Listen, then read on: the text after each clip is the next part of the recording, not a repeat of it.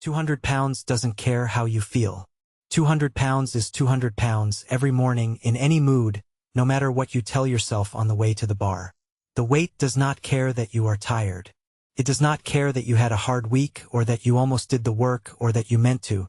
It gives you the exact truth about what you are, right now, in your hands. That is why you avoid it. Not the iron specifically. The whole category of things that answer back honestly. The work that does not flatter you. Here is the bill comfort hands you this morning. Forget the abstract. It is paid in the only currency that counts, the gap between what you claim and what you can actually do. You have a version of yourself you describe to other people. Disciplined. Focused. Someone who does hard things. And then there is the version that meets the resistant work, the blank page, the cold barbell, the deep block you keep trading for something easier, and that version is the real one. The iron does not let you keep the story. It shows you which of the two showed up. So you find ways to not pick it up. You answer email instead of writing the thing that matters, because email flatters you with motion. You take the meeting instead of making the decision, because the meeting lets you feel busy without being tested. You scroll, you tidy, you plan, you research one more time, and every one of those is the same move.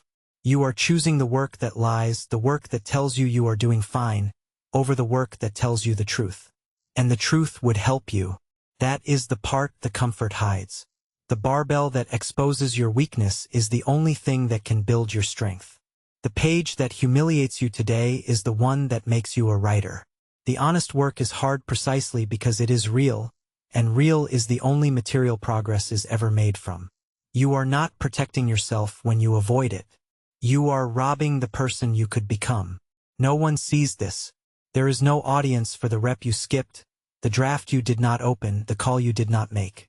The avoidance is private, which is exactly why it is dangerous. The losses with no witness are the ones that compound the hardest, because no one is keeping the account but you, and you have learned to look away.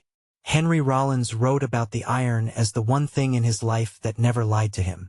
The world will tell you that you are a god one day and a worthless wreck the next, depending on its mood and yours. The iron has no mood.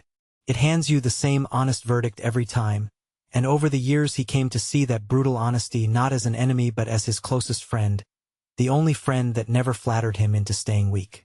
Sit with that because it inverts everything comfort taught you. The thing you avoid because it judges you is the thing that respects you enough to tell you the truth. Flattery keeps you where you are. The iron moves you. A friend who only ever told you that you were great would be no friend at all. This is why excellence is lonely, and it is supposed to be. Tim Grover spent his career around people who reached the very top, and he was blunt about the cost. The ones who get there have a side most people never want to look at, a willingness to go where it is dark and cold and uncrowded, because the standard they hold cannot be held in good company that wants you comfortable. He put it plainly. He would never tell you to love the work. He would tell you to want the results so badly that whether you love the work stops mattering at all. And that is the standard the iron sets. You do not have to enjoy it. Enjoyment is not the test. The test is whether you will pick up the honest weight on the morning it would be easiest to set it down, when no one is watching and every excuse is available and the only thing on the line is who you actually are. Kobe Bryant said it the way only someone who lived it could.